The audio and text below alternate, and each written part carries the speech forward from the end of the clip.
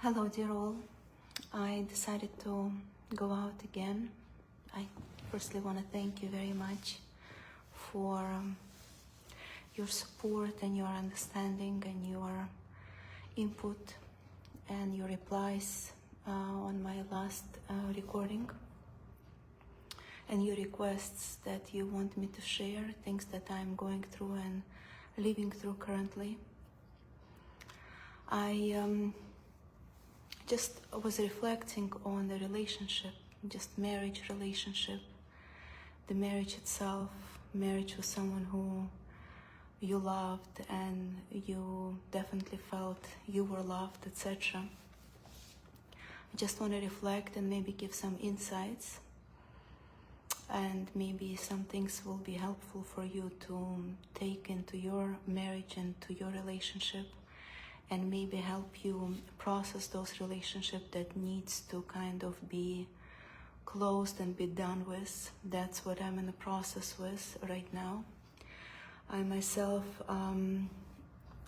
during this 9-10 days that since my husband is gone, had already 2 therapies sessions, and I think that's the main resource that I could help myself cope and deal with what's going on, and I can't describe how beneficial it is for me to just accept and go through what I'm going through, and know when I'm done, and know how to fully accept all the emotions when they come up and show up, and how to process those emotions, how to not push away with like weird thoughts as such, like, oh, you can't think about the dead one in such fashion. Like a lot of people like, oh, those feelings, if they come up, try to like sugarcoat them, and like if you have some anger coming up or some feeling of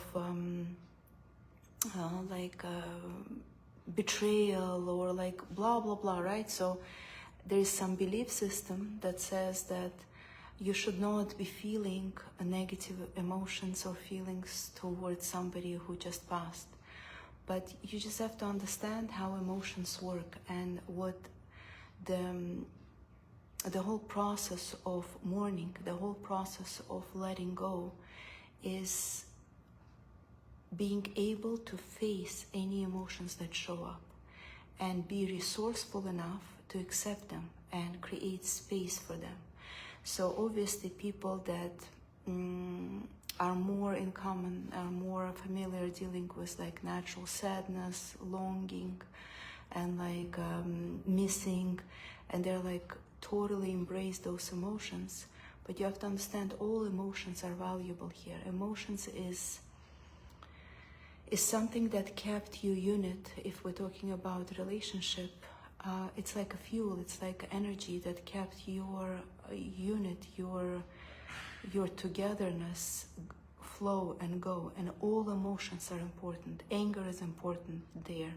Emotions of sadness, emotion of depression, emotion of not wanting to let go, emotion that wants to forget fast, like any emotion related to your relationship are crucially important to accept and give space, allow them to just show up and be there, right? And not shut them down, and not feel embarrassed by them, and not feel ignorant or feel like you're underdeveloped to feel some emotions. Don't feel embarrassed at all.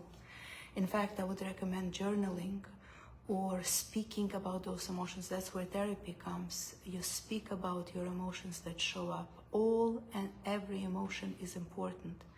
And why is it important in this specific case, and for those that lost in the past their loved ones, and there was certain relationship going on, and you need to let go, or you had to let go, or not necessarily anyone passed away, but you just got divorced, or something happened that you decided to kind of discontinue your relationship.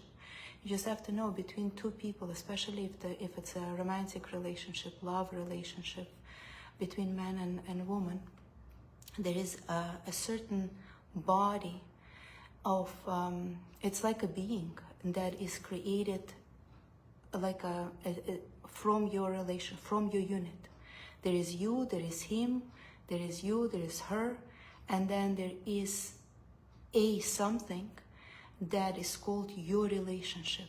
And that something could be either done with, or you could constantly give your energy into it. So when people end their relationships and like 5 years later they're still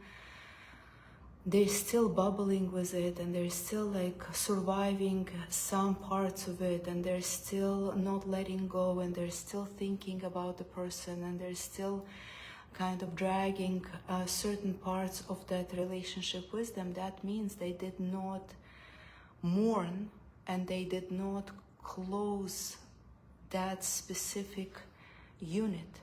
And there is no, like, there's constantly drainage going on there. There's constantly, your emotions are feeding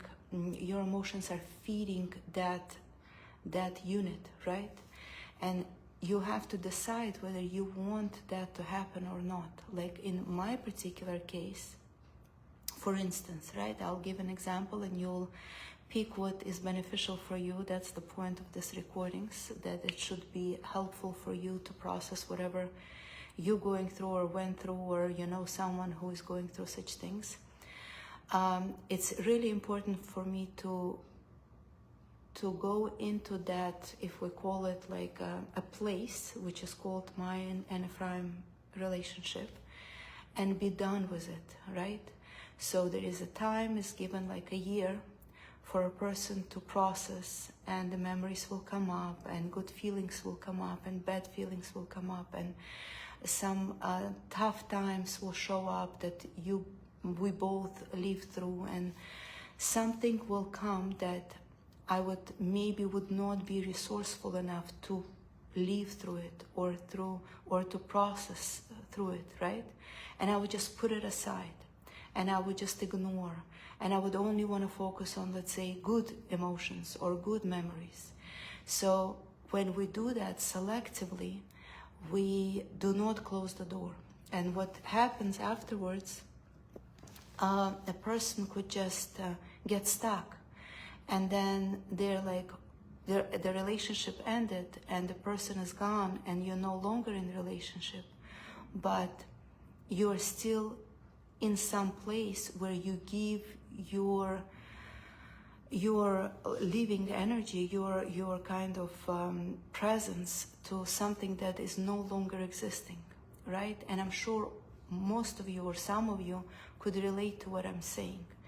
So in order to be done and to close it in a very graceful and beautiful and thankful way, and like full-heartedly really close it, for that we need to allow, and we need to give ourselves enough time and enough resources to be able to deal with any memory and with any thoughts that will show up. And that's why we need therapists. On our own, we're not able to do it. And with our friends, they're not necessarily equipped. You see, like, you have to understand also with therapy, if your therapist did not go through certain levels of grief and or allowing to close in a healthy way a certain door on certain relationship, then they would not be able to help you. It's not an intellectual thing. It's more, if they have it, they could help you. If they don't have it, they are not able to help you. And when you speak to friends and family, that's crucial. It's really important to communicate, to open up, to be able to speak up, to be able to be real and raw sometimes, right? But you need a certain support system that has it as a quality, that was able to hold that space that you need to fall on. If they don't have it, they are not a resource for you. So when we go into therapy and we get healed and you feel healed, right? It's only because the therapist went through similar things in her or his life and were able to actually be successful in going through certain difficulties in their life. So the most important thing when we tragically or drastically or unwillingly have to close the door, it's important to allow any and all emotions to come up, or thoughts, or memories, or ideas, or unfulfilled plans, or anything. Let them all show up and give them space and say, that also had place in my relationship. Just yesterday I had a session with someone, and over there we were speaking also in terms of relationship, that what came up intuitively in her session was that she has certain picture, certain image of how relationship should look. And in her idea that the relationship should be, there's this man and there's this woman and they're in love, and like most of us have this picture, and he appreciates her and he loves her and he expresses his love towards her, and she appreciates him, and she like they both, let's hope they both able to receive love, because that's another issue. People could be loved and truly loved, but I have traumatic kind of experiences that they're not able to receive love. They're always doubting, oh, this person doesn't love me, this person is not honest about saying that they love me. It's like all something that a person or people need to look into when they have hard time believing that they could be loved and truly feel, yes, I was loved, or I am loved right now, and I like feel surrounded by that unbelievable measure of like acceptance and love and appreciation and care, etc. So this particular person had this image of this perfect couple, right? And she was always trying to live up to it. So when I said to her, in a relationship between man and woman, sometimes it could be, and in our relationship, especially towards the end with Ephraim, it was very clear, and we were kind of into that new mode of relationship where a husband and a wife no longer playing an active role of lovers and romantically there for each other. They could be sometimes a caregiver, they could be sometimes playing a role of a mom or a dad. And like in a lot of people's mind, oh, that's a taboo, that's not allowed, oh, I don't want him to be my dad, I don't want to be a mom for him, I don't want to be that nurturing support system. I'm totally against that. In fact, I think open-minded relationship, you clearly, honestly accept and know that there could be time when you are actively and very consciously take a role to kind of give to your partner certain mother nurturing energy that he did not receive. Knowing and keeping and honoring the space as a wife, you sometimes step into that motherly role and you know how to come out of it. You're not stuck in it and you not prolong it in unnecessary way when you start like being overly protective, overly secure, like trying to be create security for him, or like overly nurturing, blah blah blah. But occasionally it's important, and any therapist, any normal therapist would say sometimes you need an energy of a dad, and you know exactly what you did not receive from your dad, and you ask your husband, could you just play that dad figure for me for a little bit? I just need to bounce against some energy like that. And he steps out from his husband's role and he gives you that dad figure, and he speaks to you, and he honors you, and he praises you as a dad would do. But for that you need a lot of maturity and a lot of kind of maybe believe in your love, that you could easily go back to being a husband and wife and to be a lovers. So when thoughts of regret comes up and you say to yourself, oh, I was like a mom for him, or just recently somebody, when they called for Shiva, they said their friend is going through something similar. It's a her that is basically in the same position like Ephraim was. She was diagnosed like a couple of years ago, and now she's at the end of it, and she's in hospice. And she's like, she was visiting her friend, and her husband is standing right there, and he turns around to a guest and says, like, she's not a wife anymore. All I do here is just to take care of her.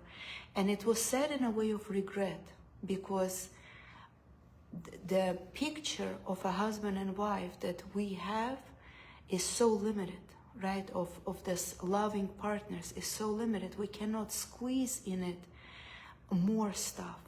And if you expand it, if you say to yourself, as a lover, we could take care of each other. As a lover, we could be a nurse for our partner if needs to be. As a lover, we could be a parent to our partner. As a lover, we could be a therapist sometimes, you know, and we could expand it. And then there is no confusion how to deal with those feelings that show up and say, like, for instance, I could, if I had no education in those stuff or understanding, and I was just like bitter, oh, my husband last 4 years had like all was on his mind was his cure and his cancer, and he was trying this method, and then he was trying radical methods, and he did not want to try a more normal method. Like, if I would just process it in a very like negative way, a lot of emotions would show up there, and I wouldn't know where to put them and how to process them and what to do with them. But if you just say, what's the role of a real partner? The role of a real partner is to be enough of a resource for yourself, for your own personal space, and for your partner's path. There is no right and wrong in his path. There is his choice, his soul, his higher consciousness, his lower expression, such as persona and body and value system, and like a tribal impact on him has an effect. And it's much beyond your knowing and your understanding why he chose certain things. So your kind of role, your perfect role as a partner, is to always keep yourself resourceful, to be available there for him as this, in a way, not very kind of objective partner that would like push her way into his life, or just would stay by and would say, I'm ready to serve, I'm ready to be useful and like very kind of beneficial for whatever he's going through. But whatever he decides to choose, it's his choice at the end. It's not up to me, it's not for me. He doesn't need to stay alive for me. He doesn't need to stay alive for a baby. He doesn't need to, like, all these things that I hear. Oh, if only he could have done chemo, and if only, like this German whole clinic, a lot of people like regret we went there because it was a lot of money and I'm still paying the loan. And I don't have that regret at all. I think it was all part of the process. In fact, I think German clinic prolonged his life. He was diagnosed in the beginning of this year, I think February. He was diagnosed with end stage. And then March 9th, we were there. At the end of February, he was diagnosed with end stage. And March 9th, we were already in Germany. And December 9th, he passed away, almost a year later. And they said he has a matter of weeks when they said to him, end stage. So it's all comes down to when we expand our relationship and our path with a specific soul and person and individual that you were granted X amount of years together. The best gift you could give for them is to be that neutral background in a way, that whenever they need your support, they could lean on or fall on. Most of the time, what I notice, people not only serve as that background for our partners, but they become that noise, that disturbing noise of fears and their own traumas that are not solved and sorted. They bring their traumas into the whole mix, and they start creating like a little chaotic moves, like out of fear and out of regrets and out of pride and out of embarrassment and out of complicated their family background stories. Maybe there was death from cancer somewhere in there, and that trauma still sits and like kind of vibrant inside them, and it's like still alive and still kicking, so to speak, and they bring it into a mix. And by far that does not help the partner. By far it does not help you as a partner to be able to cope. So what I noticed, regrets or feeling of upset, it all has its place. Like, let's say if anger shows up, or those like loud thoughts of like what if, and we should have, and we could have, and if only, and blah blah blah. You just be an observer. Just allow those thoughts to come and go. They have its place. Give them room and say, yes, it was also part of the whole relationship, and it all has its place, and you maximize their presence. Just allow those emotions just to be present. Welcome them. Say, just, you have place, and the regret has a place, and the anger has place, and sadness has place, and all the emotions of like betrayal. And how, like somebody even said to me when I was going to Lavaya, somebody said, you know, a lot of people, they cry and they lose themselves, and they just like, who are you leaving me on, and why would you do this to me, and like all, it's old programs, like, but they still sit in us, and they pop out. Like, they could pop out in your silent mental kind of thought process. They could pop out in your therapy. They could pop out in your like communication to your friend, or even in a text to your ex partners, like out of bitterness, and like, how could he do that to me? Why would he ever do that to me? Or she would, like, I would never think she would ever do that to me. And all this stuff, just if you energetically tune into those emotions, they're no longer from 2024. There's something we hold on to from our ancestors, and they show up in a time of trauma, and in a time of similar setup. They show up like old-fashioned widows. Like, they would invite, I don't know if you've heard such, maybe from movies or stories, they would invite someone like for 30 days or 3 months to like sit and cry in their house. Like, they would hum certain melodies like that would call out those cries.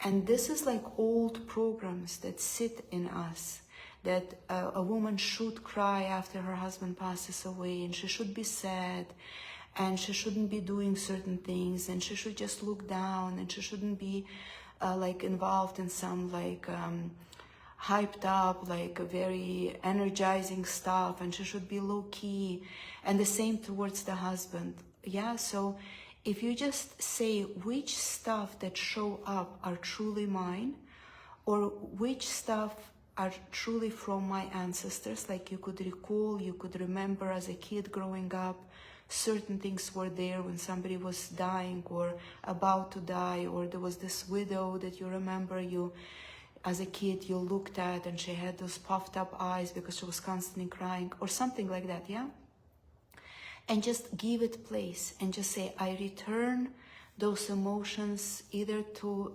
back to a tribe. I don't longer need that, and I'm grateful it showed up. And the reason why sometimes emotions from our ancestors show up, because we are given an opportunity to relieve certain elements of mourning in a more resourceful way, in a more conscious way, in a more insightful way, yeah, in a more kind of upgraded, so to speak, way. And in my opinion, the soul doesn't necessarily need our low keyness, right? Or our sadness or our embarrassment to come across as too loud or too active all of a sudden, or like too happy or too excited about something. The soul itself that was deceased, and maybe at a different occasion we'll speak about, loses the sense of that human missing, or missing someone or longing for someone. They say within a year, right? The soul gets more and more kind of separated from the programs that humans process death. And the soul itself, even if it still feels separation from anything human related, there is no pain there. And by you being extra sad, or by you being extra uncomfortable, or super kind of attached to a certain element of your relationship, it doesn't add up or help the soul, and it doesn't help you. So the best way, bottom line, what I wanted to communicate here, that in any and all relationship there was good and heavy parts. And don't convince yourself that heavy parts of the relationship is after, especially someone passes away, it's better not to think about. Don't convince yourself. Let them all come up and live through them and show the anger. Go for a long, fast walk, do yoga. Let that anger move through you. Allow that, first of all, say yes to anger. Say yes to upset feelings. Say yes to like wanting to just like say something harsh to a partner that just was deceased. Don't hold back. That's number one. Number two, live through them more maturely. It's not only crying, and it's not only being sad for a day. It's more investing in a certain deeper understanding. What is a soul about after death? What happens to your kind of relationship, whatever house, let's say, yeah, your relationship place, space that you were holding together. How do you best could conclude it? Which part of it could you transform? Which heavy, clunky, very kind of old parts in your relationship that needs an upgrade? You could transform it, like in a therapist that with the therapy that I did last with my therapist, we were transforming certain parts of this specific relationship, certain heaviness that was there that was not addressed. It's not gonna go anywhere if you don't address it. You just have to look at it and like, oh, this part we could not communicate. We just could not solve it. Each time it would come up, we would argue, or we would not be able to hold a mutual peaceful space. One of us would be snappy or like unready to deal, right? Be there. This is the true love. He needs to finish this relationship, and I need to finish from earth perspective this relationship in a good way. And that's the whole point of mourning period, this whole year, when naturally those emotions will show up. It's not only, as I said, just be sad and be depressed and look at the candle that is lit for him. Be smart how to process it. Be grateful for the parts you had together. Be understanding certain parts you were not mature enough to deal, you were not mature enough to confront. Be aware where you betrayed yourself in the relationship. That's a big one. Where you stepped in as a big hero and you knew you had no resources. Be honest. Look through those things. Be honest where you felt like you were neglected. If those things show up, communicate to your soul or her soul and just say, I felt very neglected here, I felt very not understood. This is a part that I'm going to probably cover in the course. I'm going to honor our relationship in just dedicating a whole course about how to address certain things while you're in a relationship and when the relationship for different reasons finish. How to go back, solve, give yourself enough understanding, even get therapy, understand certain things, such as what happens to a soul. One of the things I discovered, that the soul needs to know that it died also. Believe it or not, we are told, and as I mentioned in a previous recording, we are told, and like with every information I receive, I tune in and I try to like pick up energy if it sits right with me or not. So if most part of the person was in denial that they're actually made peace with dying, or understood that dying is actually a part of existence and they made room for death, it's a huge kind of development that a person could, through therapy, take on themselves and mature into. Usually from religious perspective, you're supposed to fight till the end, and you're supposed to convince yourself, you know, we are pro-life and we are here to only talk pro-life, and death is kind of put until you have to deal with it. It's not discussed while there is still hope. And to me, this mostly shows that we are not able to hold the space of energy of death. Energy of death is extremely intense, just like the energy of life, right? Just like the energy of higher realms, and just like the energy of God himself.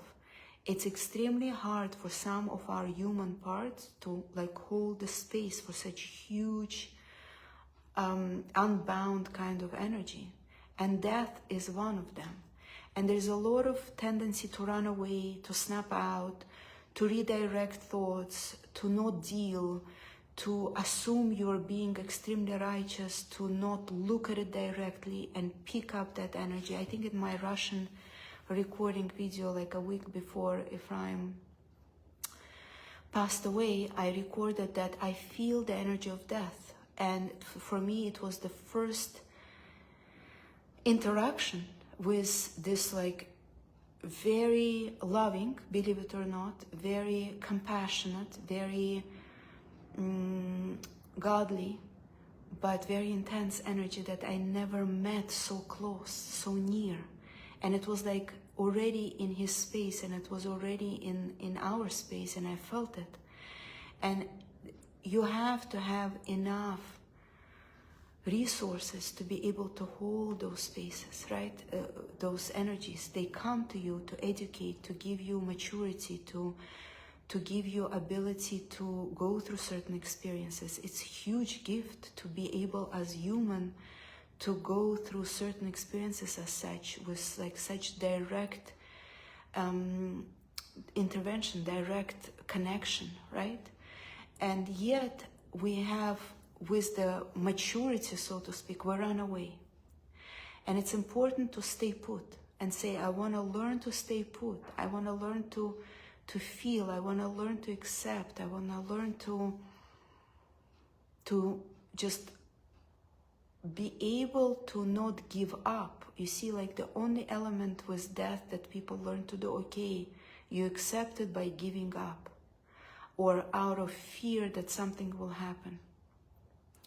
But it's important to understand that if some parts of us did not accept death down here before it happens, then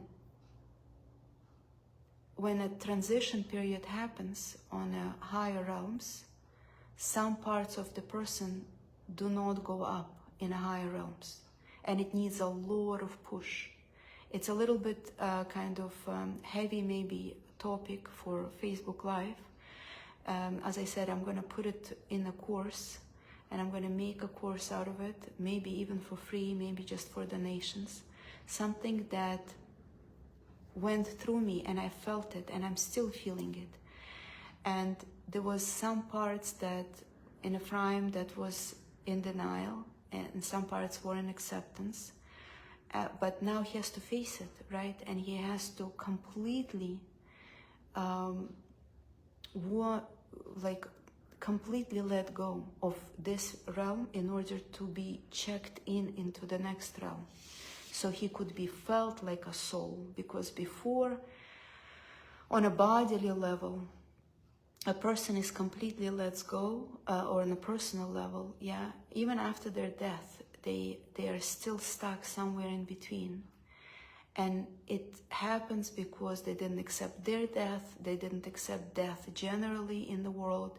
They have conflict with God sending death to young people, or to fathers of young kids, or to religious people, or to very honest and very beautiful people. Like, there's some conflict that is sitting there and it's weighing down.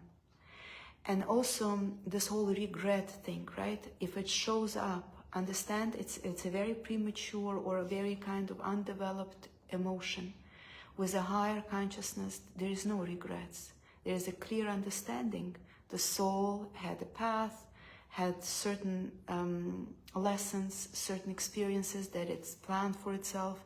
Now it's time to let go, and it's a happy thing for the soul on most part. Only unhappy part is to separate from those kind of like dull and clunky part of a persona that holds us back. So elevate, uplift that regrets. Go to therapy, speak to somebody who is more mature, get resources, say, I want to really bring light into regrets, into grudges, into feeling of sorry for oneself, feeling of embarrassment, feeling of all those. They're very low energy emotions. You don't just create space for them, you want to rise them, you want to bring them up to a little bit higher consciousness and understanding. You accept them, you let them be, you accept them as they are. It's like accepting your inner child, like everyone heard that. You accept your inner child being stuck when you were 6 and there was like a trauma or drama happening in the house. You know that you're stuck there, but that's not the solution. You see yourself being 6, you pick up your inner child on your lap and you say, I'm your adult now. I'll tell you one thing for sure, we survived.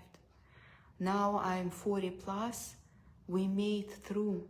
Back then you thought you're not gonna make it through, but we did. And I'm here to tell you where I am now. I'm resourceful adult. You don't need a mom and dad anymore on that level to kind of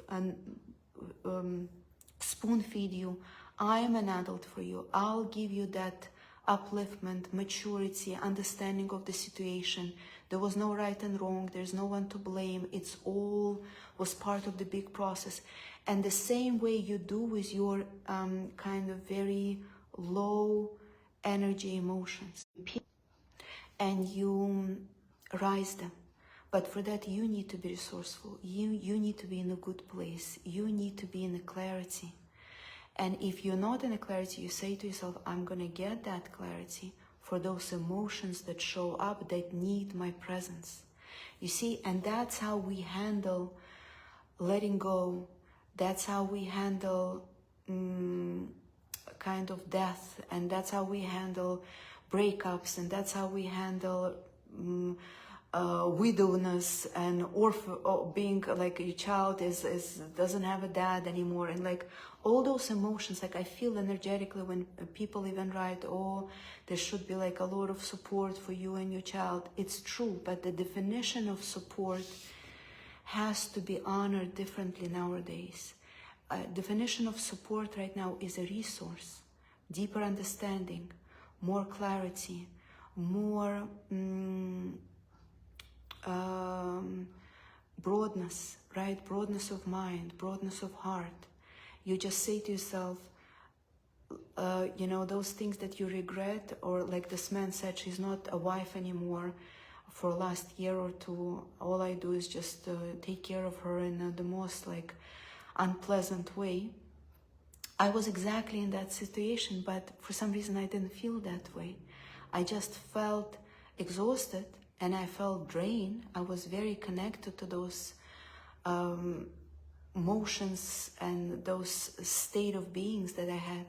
But towards my partner, as much as he was going through a lot of ups and downs and depression and sadness and like being in bed for 9 months, it's not a fun thing for an active guy, young guy, very happening person, a lot of friends and, you know, a lot of nature, a lot of going out to woods and doing Tai Chi and yoga. It's a lot to take, and you feel that, and at the same time, you're there on a very loving level as a partner, doing what you're supposed to.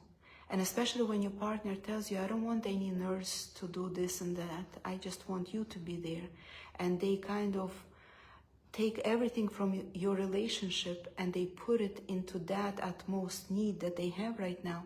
That's the best loving expression that you could have. Like in my mind, with the resources that I had, I felt extremely like a wife at that moment. I did not feel like a nurse and a schlepper, and it's like unfair to me, and why is God doing this to me? Like, as much as I want to say, honestly, this was not there.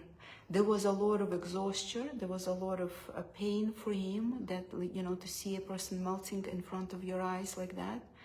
But there was no regret and sorry and fear of like, where's my life going, and like pityness on myself and pityness on that and this.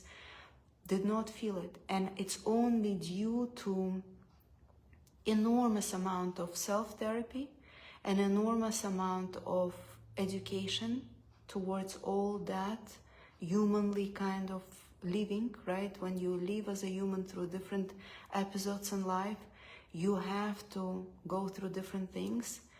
And that's my resource. That's what helped me.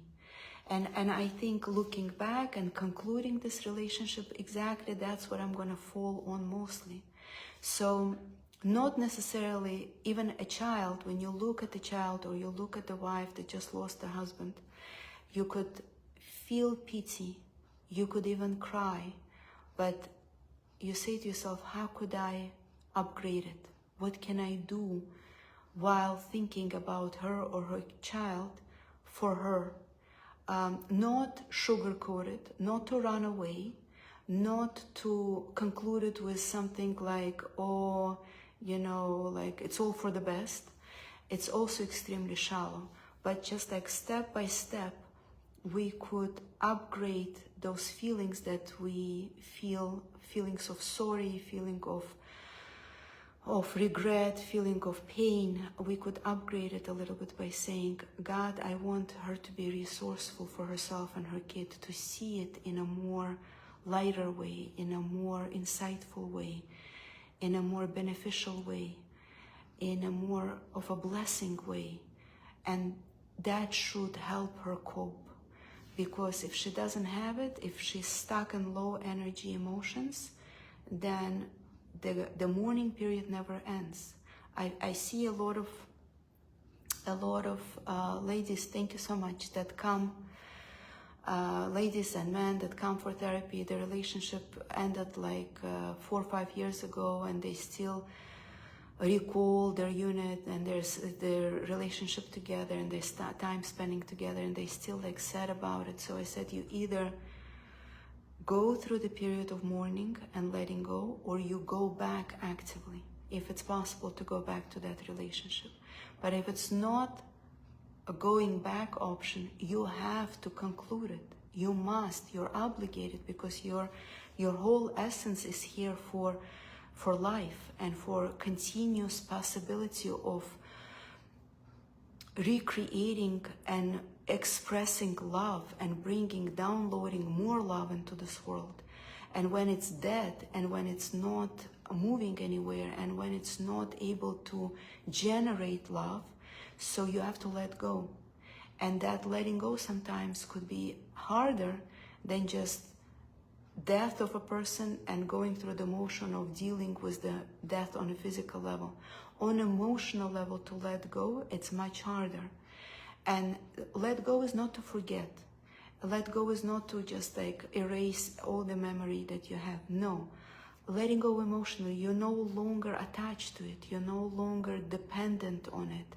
You no longer go back and need to read certain emails or certain texts and refer to it. You kind of took it as a resource and you're moving on. This is when you know for sure you let go. So the relationship that I had, it's definitely going to be a source of a resource for me, a source of inspiration, a source of conclusion, a source of motivation to move on when I'll be done with the most heavy parts in the relationship that I either had hard time, and all the relationship had a hard time in them, and you deal with it and you transform it and you uproot it, you be real with it, you don't try to to replace with some other thoughts. You stay put right in the middle of it, when it was rough and how it was rough and how it was unfair and what was unfair and which part you felt sorry and which part you can't let go, and you stay right in the middle and you get resources. Don't get sidetracked, and that could be the most beneficial kind of takeoff for you for the next investment that you're gonna do in anything. I always say that to people. The hardest relationship that you ever had is the best resource for you. This is where your cash currency is waiting for you. If you had the hardest part of a certain relationship, or generally the hardest relationship that you cannot let go or cannot forgive or cannot understand, or it was a huge betrayal, it was a huge a kind of loss, or this exactly is the place where your most blessings are packed. If you're able to look there, be there, get enough knowledge, get enough therapy exactly on that point, work through those stuff, this is exactly where your biggest blessings are hidden. And that's why we have those crises. We have crisis in order for us to kind of pass the test on all levels, not just like on a superficial level. Oh, she was a good wife, she stayed put till the last days and she was even there last minute, and look at that, and look. No, on emotional level is the most important work that needs to be done. How many dark parts are hidden there that no Facebook knows and no friends knows, no kids know, just you and him knew. And you want to be done with it. You want to forgive for real. You want to let go for real. You want to ask to be forgiven for real without feeling guilty or blameful or blah, blah, blah. You just honorably want that to happen. And that's exactly why they say in the biggest pain, there's the biggest blessing. That's why, because when you go through those things and you go through them wisely and deeply, and you allow time, no rush, no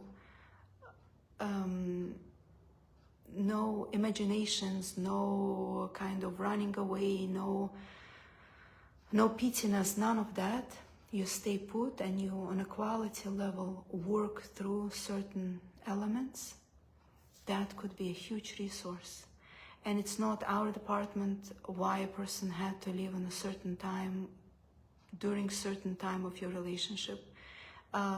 Feel and understand when you ask a question, is it a question that a human should ask, or it's mostly a question like in the name of God or for God, or God's space is asking that, you know, like, what am I responsible for? I'm responsible to be in a certain role whatever was designated as a wife to be done with certain assignments that were given for me, not to leave stuff undone on emotional level, to make sure they're all done and concluded, and to bring light into certain heavy parts of certain elements of the relationship. And when you are that responsible in a way for the relationship, then the case is closed. Then you could say, the world, I need a stamp that this particular job is done and that you need to be paid for in a way, because whatever is downloaded into this world through certain interaction of two people, there's certain energies that had to be downloaded, right? It had to be like a gift to the world. You give a gift to the world through certain disagreement, how you go about it. You give the gift to the world through certain difficulties, through certain letting go, through love, through appreciation, through deepening into love, through acceptance. And that's what we give to the world. And the world has resources for us as a payback for that. Another element of being stuck in the relationship and not being able to let go easily when we're like too compulsive and we can't let go, we think about it, we refer to it, even a year later, like in the case of partners passing. That means there are balances that are not fixed. That's another huge topic that I also talk about to mostly people that are in my Telegram group and those that come to webinars.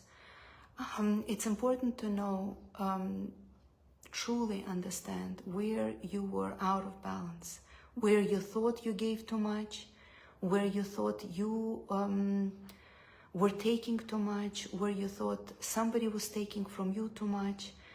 And that unfairness could really hold up the closure of the relationship.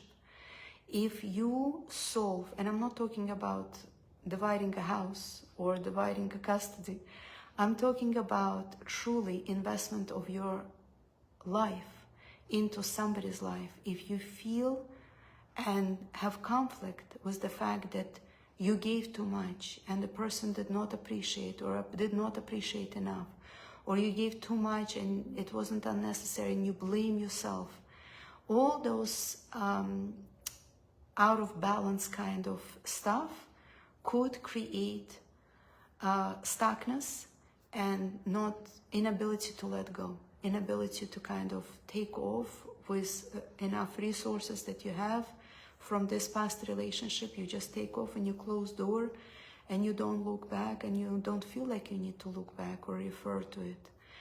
That's important one as well, to really be honest and conclude. A lot of people say, oh, I forgave long time ago. What's the point of not forgiving? I definitely gave too much and I was investing so much and and it was not appreciated. But I forgave long time ago. I don't need anything back. It's fine. The energy you could feel, like even me repeating, is not letting go. Is not forgiving. When a person is like talking out of arrogance, in a way, out of pride, oh, I'm such a good person, I for sure forgave, you know, and I'm for sure let go, and I don't need anything back, I don't need a penny back. There's an element of arrogance there. A true letting go is when you open your heart and you truly feel that any and all investment that we do, especially in a relationship, it's only investment to yourself. You're investing in yourself. You're never giving to someone. It's only on a certain level of our human expression we feel we give so much and we give endlessly, and this person at least should say thank you, and even if they don't say thank you, I forgive them. On a higher level, and it's not too high, trust me, you really feel and understand anything and everything you do for others, you're really doing it for yourself. You're investing in yourself. And you will feel it. You will feel in your maturity, in your development. You will feel in your payback from the world, not specifically from this person. You will get a payback from somewhere else in a very surprising way, in a very loving way. And really the investment that we do, it's only towards ourselves. So it might look to us that there is so much to let go and so much to forgive and so much to heal from, but honestly and truly, it's all up to our maturity. How far, how well, how clearly can we see when two souls interact on a bodily level, and they kind of do go through certain lessons and certain experiences, each one of them investing in themselves, each one of them is for personal motives, and it's okay, it's normal. Each one of them mature through those relationships and grow and become something, even from day to day, like from one day to another day. You're a different wife, you're a different husband, because this relationship molded you into something.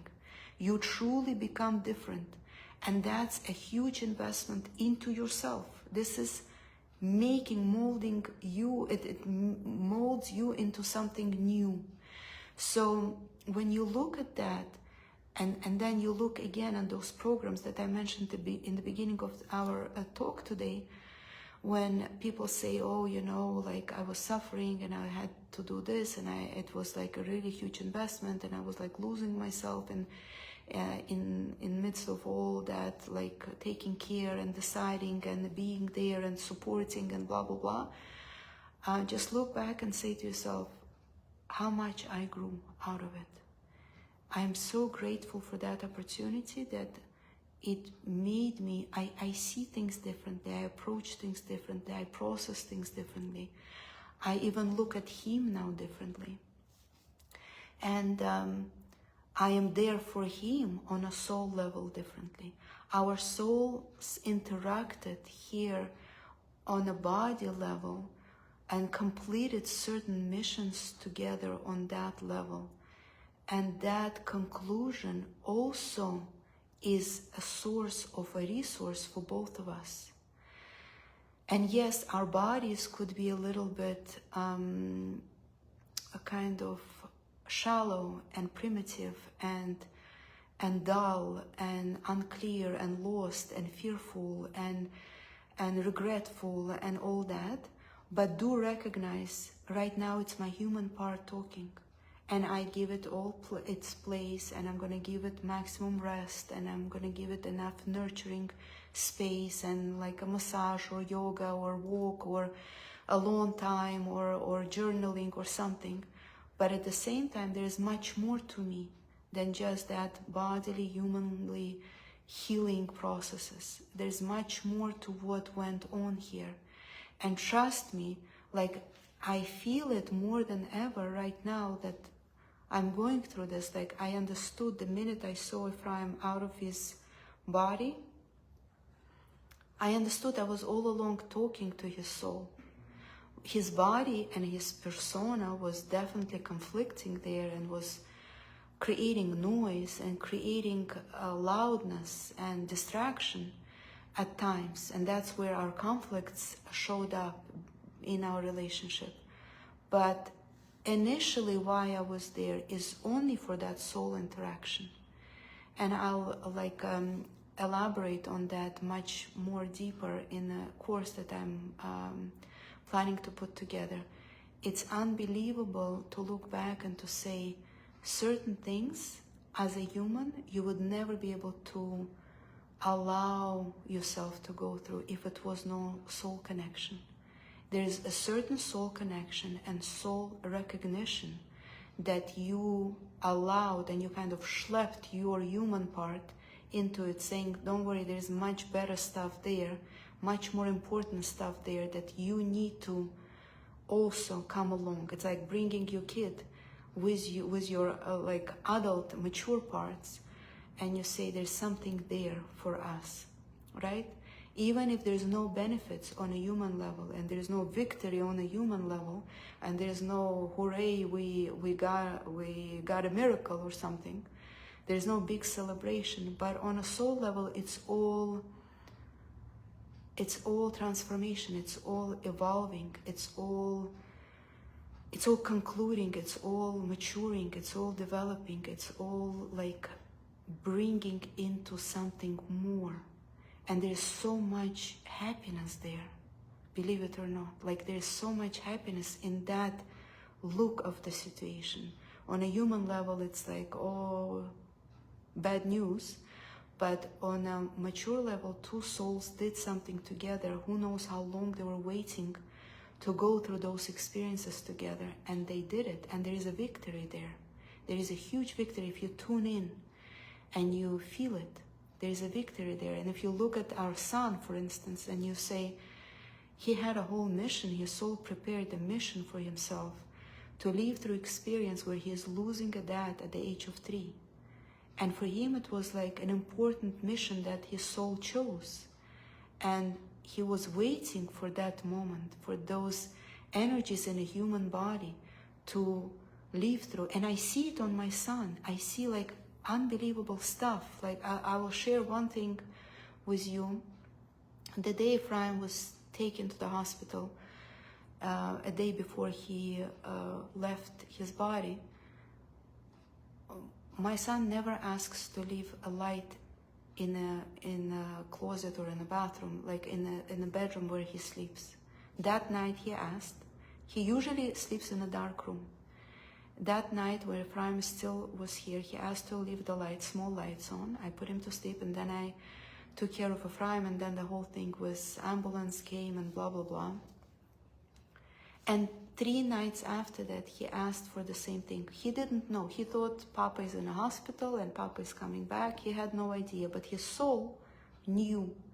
And then in therapy that I did a few days ago, it came up that Binyamin is helping his soul to go up by only looking upwards. He's like metaphorically it came up that he's holding a candle and he's showing his Papa's soul to like look up there. This is where you're supposed to go. And when you look at the human level, oh, poor boy, he doesn't even know, but he lost his dad on a human level, which is important to comfort, to be there, to be there on this human level. But there is a different part in him. And when this stuff came up in a therapy that he's holding a candle and he's lighting physical light just to show the direction for his dad to go in a place where he could connect to him as he planned for himself, as his soul planned for himself to connect to me, this is all honor, and this is all celebration, and this is all the ways of God and the ways of soul, and this is all so inspiring and so insightful and so resourceful. It might sound to you like a lunatic talk that I'm giving over here, but I think the most important what I'm living through at this moment and processing is to share. And like you wrote, a lot of you wrote, that you found this little piece for yourself that you could hang on to and like heal with, and like some insight. And that's exactly the point of this conversation, is to just share things that I'm living through and I'm going through and I'm maturing through, and you find parts in it that are beneficial for you. And that's how we heal, and that's how we together become a resource for this world. And that's why we stay here. The soul, why there's so much fear of death, because there is a program in us that kind of downloaded and like fixated in us as humans that we should fear death, so we don't connect to the part of the soul that wants to be checked out from this world. So we stay put as long as we need to. And there is this kind of fear of death engraved in us, So we're like, oh, it's so scary to look towards death, to accept death, to go through death, to discuss death, and etc., because there is a program there, right? There is a program. Don't check out before it's time. And this program could be lifted a little bit in order for us to process and to mature, and then we kind of bring it back in its place. But sometimes we need to lift certain clunky elements that are like holding us in one place and develop and do therapy and mature and heal those parts that need healing. And then we bring back the human, very kind of earthy part of us back in its place. I think the conclusion of this class is allow all the feelings to show up, accept them all, validate them. When you need to go through crisis or letting go, get yourself resources to go through those feelings. Understand there's other parts that are processing this loss, not only your human part. There's other parts, your emotional part, your mental part, your mental body, your emotional body, your spiritual body is processing that with you. Understand that the soul is still connected to you in this case.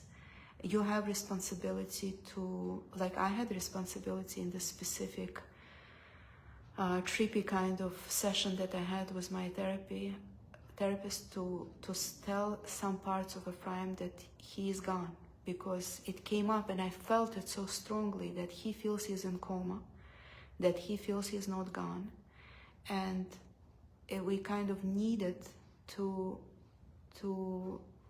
be there for him. And I needed to say to him, this is it. This was done, and I was there, and I saw. And not all of our parts accept it and understand it. Some of our very dull parts are still in denial, are still in confusion, still kind of lost. Be that mature. Hold that space. Understand you have responsibility. It's not only about crying and being sad and sitting on a low chair and tearing your shirt and lighting this candle, not that candle, and looking like you're sad enough for the crowd. There's much more layers to what's going on. And be open to that, learn about it. Ignorance is not a solution. When people say, oh, I don't know much about it, I'm too spooked out to talk about it or discuss it. We all live in this world. We all have responsibility to be mature, to be able to hold the space in such cases for our kids, for ourselves, for our loved ones. And like to run away and to snap out, that's a trauma. Deal with that trauma. Who knows, maybe in your ancestors somebody lost a father right in front of their eyes and you're like scared to even open up this whole topic. Deal with that trauma and be available on that level for others. If you don't solve your traumas, you're not available resource for your loved ones. So it's a huge responsibility to solve all the traumas that we have, all the runaways, all the escapes, you know, that we don't want to make money, we don't want to get married, we don't want to have normal relationship, like more mature relationship. It's all traumas that's holding us back, and we are responsible to deal with them so we could become that vast being, healer, and just vast present for our loved ones. I love you all. Thank you for listening. Thank you for being here on all levels. And I could just tell you what I felt when Ephraim's part of his soul started going up and not feeling the pain that he was feeling. That to me was like really an unbelievable, insightful experience when I felt that is actually happening, because there's so much freedom when he is out of his persona, coded persona that he was, and we could communicate to him on a soul level. And like there was so much, like his soul and his persona was constantly in a conflict, and I felt it as a wife, and a lot of people felt it. He was in conflict. He was weighed down by certain elements of views and perspective, and when that takeoff happened, that energetic takeoff happened. Like it was like I like for the first time met him in a way, you know, like that meeting happened. And it's far beyond any mourning and any sadness and any like longing. And it's like, no, on the contrary, it's meeting for real. It's finally meeting and finally getting to know each other, you know. And of course, we let go him into the world where he's supposed to go. But that meeting happened on a soul level, and it was just so deep and so packed in. It's like as if, you know, sometimes in this situation, I could say I was near him and I was missing him, because there's certain elements from the person and certain logic and certain lower part of him was like not allowing us to meet on that level. So that was a good news. All right, dear all, I love you all. Please write if that was beneficial, if you took something from it. It's important for me to hear, because I feel like I'm just like Ephraim would say, blubbering away. Miriam is just blubbering away over there. It's important for me to hear that it's benefiting you. It's not like you're just showing up just to support me. It has to be beneficial for you. And if it's not, I hope you leave the Facebook Live and just do what's most beneficial for you. And you share with others and you communicate to me, Miriam, share more. That's what motivated me to come and speak again. And I have responsibility to go through it in a most mature way with the resources I have or could get from this realm, and to give it over to you in the most mature way. It's a huge responsibility to leave this loss in the best way I could, in the most mature and resourceful way I could. Love you. Bye.